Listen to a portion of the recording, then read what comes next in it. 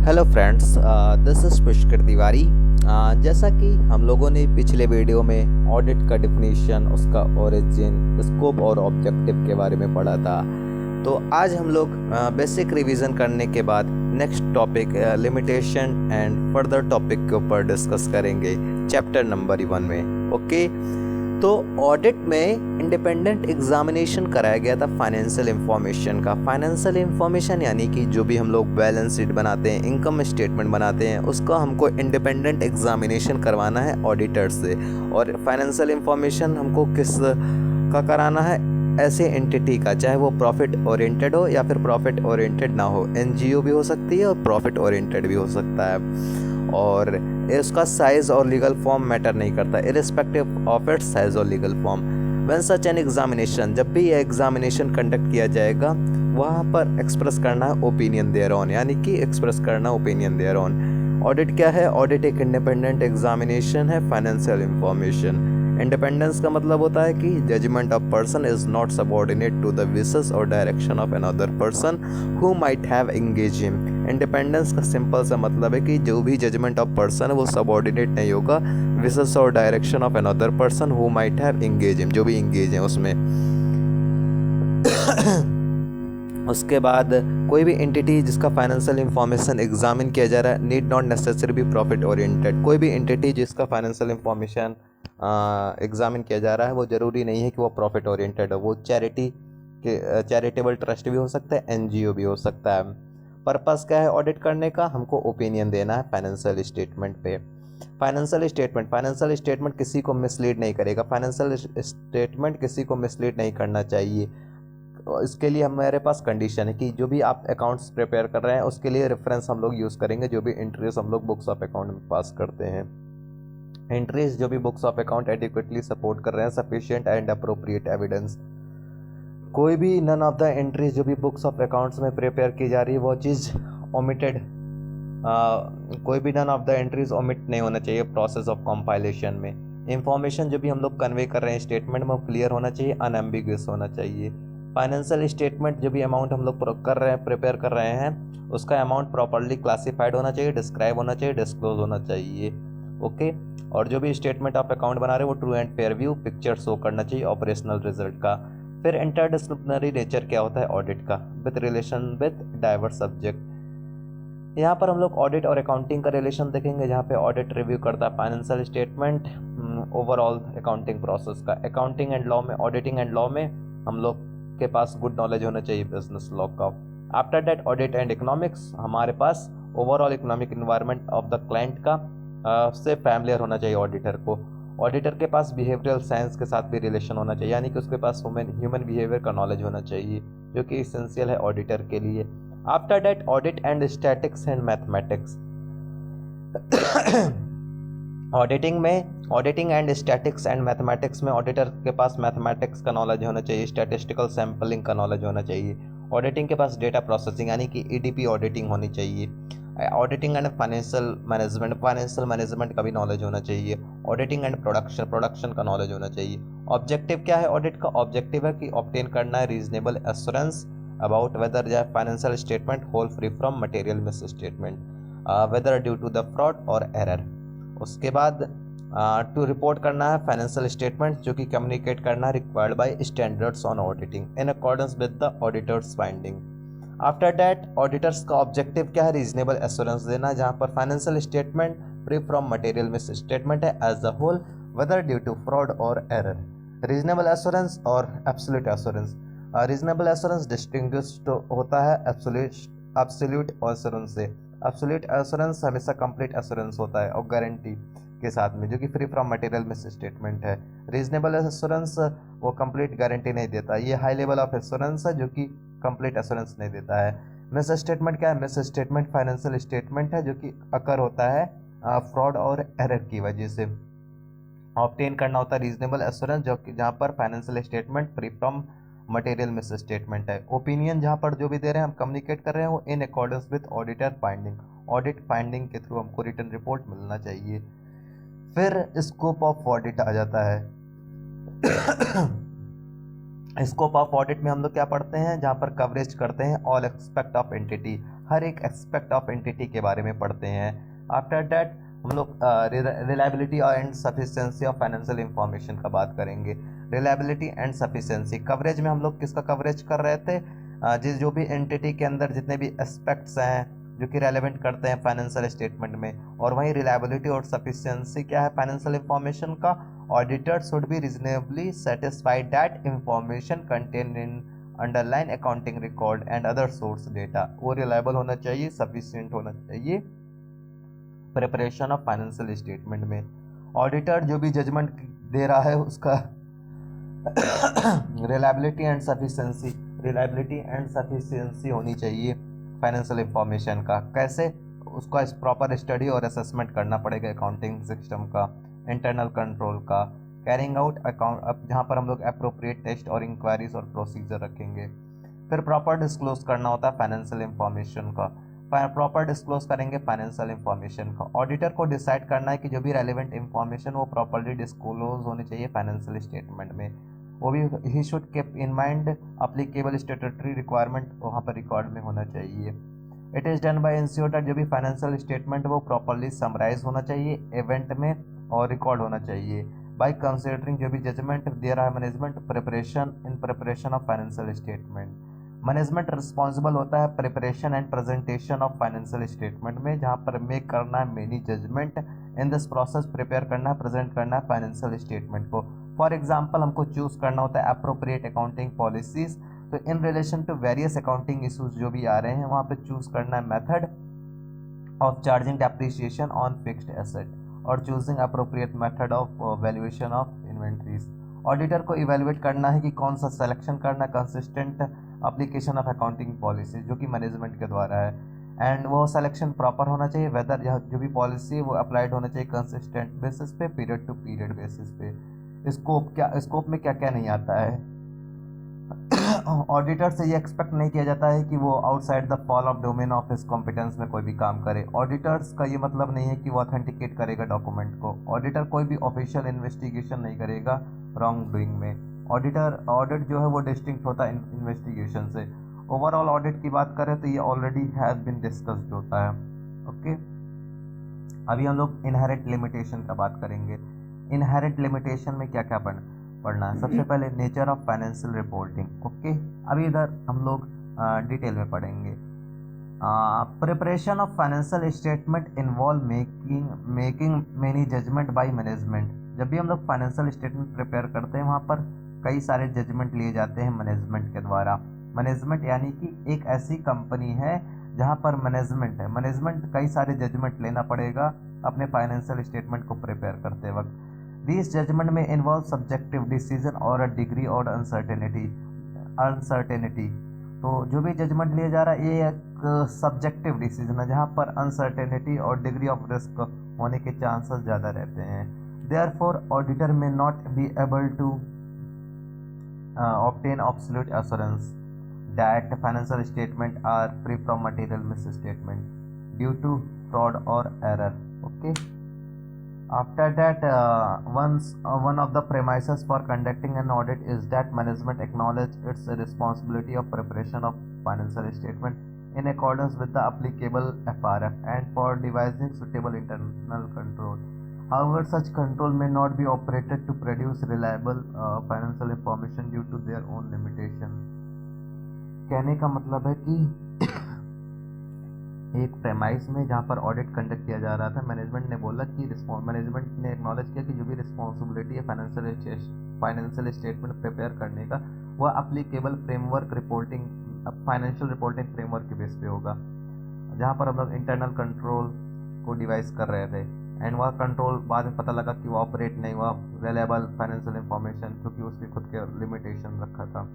फिर nature of audit procedure. Audit procedure में क्या है, the auditor carries out his work by obtaining the audit evidence through performance of audit procedure. There are practical and legal limitation. यहाँ पे practical और legal limitation on ability of auditor to obtain करना है audit evidence. For example, auditor does not have test all the transaction and balances. He form his opinion only by testing sample. वो form कर रहा है opinion सिर्फ samples test करके। ये example है practical limitation on auditor's ability to obtain audit evidence. Management may not provide complete information, management कभी भी कंप्लीट इन्फॉर्मेशन नहीं प्रोवाइड करता है जो भी ऑडिटर रिक्वेस्ट करता है। There is a no way by auditor can force management to provide complete information as may be required by the auditor. In case he is not provided with the required information, he can only report. It is an example of legal limitation on auditors' ability to obtain audit evidence. It is not in a nature of investigation. As already discussed, audit is not an official investigation. Hence, auditor cannot obtain absolute assurance that financial statements are free from material misstatement due to fraud or error. There was a timeliness of financial reporting framework, a decrease in the relevance of information over time, and there was a future event. For the timeliness, the relevance of information decreases over time. Auditor cannot verify each and every method. A balance to be struck between reliability and information and cost of obtaining it. Future event और condition may affect an entity adversely. Future event जो है वो affect करता है entity को adversely. Adverse event may seriously affect करते हैं ability to of an entity to continue its business may cease to exist in future due to change in the market condition, जहाँ पे मार्केट कंडीशन चेंज होता है। Emergence of new business model, यहाँ पर new business model emergence होता है due to one set of some adverse event. Okay, अभी engagement के बारे में बात करेंगे। इंगेजमेंट क्या होता है? इंगेजमेंट का मतलब होता है arrangement to do something. Arrangement होता है कोई भी काम करने के लिए, something to do. In context of auditing, या एक फॉर्मल एग्रीमेंट होता है ऑडिटर और क्लाइंट के बीच में, जहाँ पर ऑडिटर एग्री होता है ऑडिटिंग सर्विस देने के लिए। इसका पर्पस क्या होता है? एक्सटर्नल ऑडिट इंगेजमेंट का पर्पस होता है कि ताकि हम लोग इन्हांस कर सके degree of confidence intended user of financial statement का। Such engagement are also reasonable assurance engagement, यह एक रीजनेबल एश्योरेंस एंगेजमेंट है। फॉर एग्जाम्पल, इंडिया में जो भी कंपनीज है वो रिक्वायर्ड कर रही हैं annual account audited by external auditor. Even non corporate entities may choose to have account audited by external auditor because the benefit of such audit. Okay, अभी benefit of audit की बात करेंगे। Audit क्यों need होता है? Audited account जो वो high quality of information provide करता है, या कॉन्फिडेंस प्रोवाइड करता है यूज़र को कि जो भी इंफॉर्मेशन वो क्वालिटेटिव है, और या एक आउटकम निकल करके आता है एक्सरसाइज जो भी हम लोग कैरियर आउट कर रहे हैं ऑडिटिंग स्टैंडर्ड्स का recognise globally. In case of company shareholder में और may not have involve in daily affairs of the company. Financial statement are prepared by management consisting of director as a shareholder are the owner of the company and they need an independent mechanism। यहाँ पे independent mechanism का ज़रूरत पड़ता है। Okay, फिर so that financial information qualitative है and reliable है। Okay, interest यहाँ पे सेफ गार्ड किया जाता है ऑडिट का। ऑडिट एक मॉरल चेक देता है एम्प्लॉयज़ के ऊपर कि वो कमिटिंग जो भी फ्रॉड हो रहा है वो fear of being discovered by audit, अगर उनके पास फियर होता है कि कोई भी फ्रॉड नहीं होता इससे। और फिर इधर ऑडिटर एक मॉरल चेक देता है। ऑडिटर के पास एक फाइनेंशियल स्टेटमेंट होता है जो कि हेल्पफुल होता है गवर्नमेंट अथॉरिटीज़ के लिए, जो कि डिटरमाइन करते हैं टैक्स लायबिलिटीज़ का। ऑडिटर में ऑल्सो डिटेक्ट फ्रॉड और एरर बोथ, यहाँ पे फ्रॉड और एरर दोनों डिटेक्ट हो जाता है। ऑडिट मैंडेटरी और वॉलेंट्री दोनों है। It is not necessary that audit is always legally mandatory, ये चीज़ ज़रूरी नहीं है कि हमेशा ऑडिट लीगली मैंडेटरी होगा। देयर आर एंटिटीज़, कुछ एंटिटीज़ है जैसे कि कंपनीज जो कि कंपलसरी रिक्वायर्ड है अकाउंट्स और audit under law. Even non corporate entities हैं वो कंपलसरी रिक्वायर करते हैं कि आपका ऑडिट होगा अकाउंट्स का under tax law. For example, in India हर एक पर्सन जो कि रिक्वायर्ड है अकाउंट्स ऑडिट होगा। अगर टर्नओवर आपका क्रॉस कर दे रहा है सर्टेन थ्रेशोल्ड लिमिट को अंडर इनकम टैक्स लॉ, तो it is also possible that कि सम एंटिटीज़ है वो स्कूल में रिक्वायर्ड कर रहे हैं कि आपका अकाउंट्स ऑडिट होगा for the purpose of obtaining grant को ऑब्टेन करने के लिए और असिस्टेंट पाने के लिए। Okay, audit is not always mandatory, audit हमेशा मैंडेटरी नहीं होता है।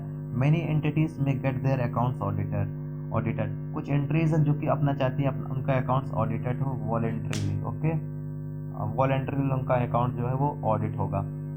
because benefit from such process of audit. Okay, many such concern have internal rules. कुछ internal rules होते हैं जो कि require करते हैं ऑडिट, जो कि उनके पास एडवांटेज है ऑडिट के।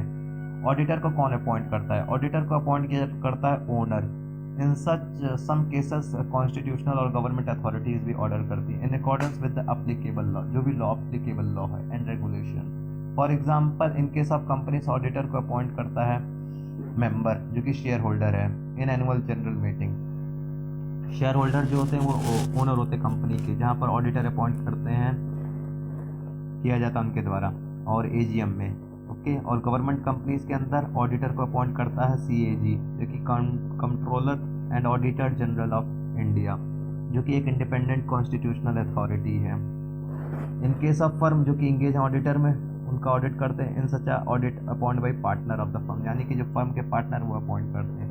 To whom report is submitted by an auditor, auditor को किसको रिपोर्ट सबमिट करना होता है? तो जो भी आउटकम निकल करके आता है ऑडिट का, उसका रिटन ऑडिट रिपोर्ट हमको भेजना होता है, जो कि ऑडिटर एक्सप्रेस करता है opinion. Report is submitted to a person, report हमको उस पर्सन को सबमिट करना है जो कि अपॉइंटमेंट करता है उसका। इन केस ऑफ कंपनीज जिन्होंने शेयर होल्डर को ले दिया है, इन केस ऑफ फर्म पार्टनर को करना है who have engaged in, we shall not discuss understanding reached so far a case study involve discussion among the student regarding the nature, scope and limitations, benefit of audit and other related matter, जो भी बात आ जाता है।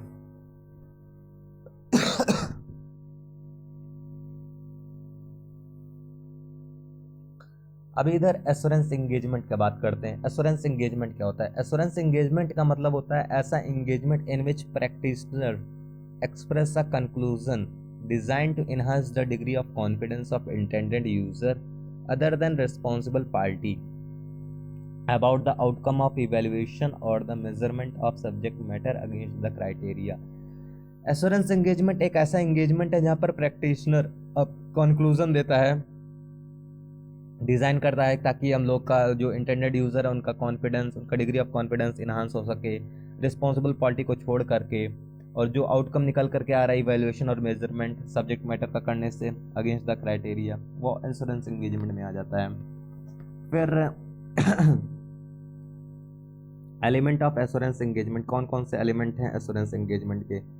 यहाँ पर 3 party relationship होता है, practitioner के बीच में, रिस्पॉन्सिबल पार्टी के बीच में, इंटेंडेड यूजर के बीच में।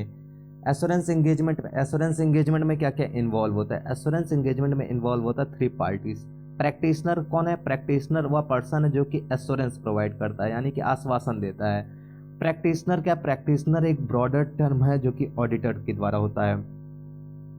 ऑडिट क्या है? Audit is related to historical information, audit एक हिस्टोरिकल इंफॉर्मेशन से रिलेटेड है, जहाँ पर प्रैक्टिशनर क्या है? प्रैक्टिशनर एश्योरेंस प्रोवाइड करता है, नॉट नेसेसरी जो कि हिस्टोरिकल फाइनेंशियल इंफॉर्मेशन से रिलेटेड है। रिस्पॉन्सिबल पार्टी क्या है? रिस्पॉन्सिबल पार्टी एक ऐसी पार्टी है जो कि रिस्पॉन्सिबल होती है सब्जेक्ट मैटर प्रिपेयर करने के लिए। इंटेंडेड यूजर कौन है? इंटेंडेड यूजर वह पर्सन है जो कि एश्योरेंस रिपोर्ट प्रिपेयर करते हैं, यानी कि एज इंटेंडेड यूजर वह पर्सन है जो कि एश्योरेंस रिपोर्ट प्रिपेयर करते हैं, और यह पर्सन है जो कि यूज़ करते हैं रिपोर्ट डिसीजन लेने में। ओके, फिर अप्रोप्रिएट सब्जेक्ट मैटर का आ जाता है।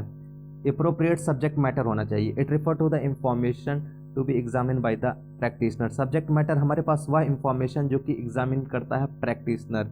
For example financial information contained है फाइनेंशियल स्टेटमेंट में while conducting an audit of financial statement. Financial statement में हमारे पास इंफॉर्मेशन है जिसको एग्जामिन कर रहा है प्रैक्टिशनर। ओके, फिर सुटेबल क्राइटेरिया आ जाता है। सुटेबल क्राइटेरिया में क्या करते हैं? सुटेबल क्राइटेरिया एक बेंचमार्क होता है जिसका यूज़ करके इवेल्युएट किया जाता है सब्जेक्ट मैटर का, यानी कि जो भी स्टैंडर्ड्स का यूज़ करके, गाइडेंस का यूज़ करके, लॉ का यूज़ करके, रूल्स एंड रेगुलेशन का यूज़ करके हम लोग फाइनेंशियल इंफॉर्मेशन का एग्जामिन करते हैं।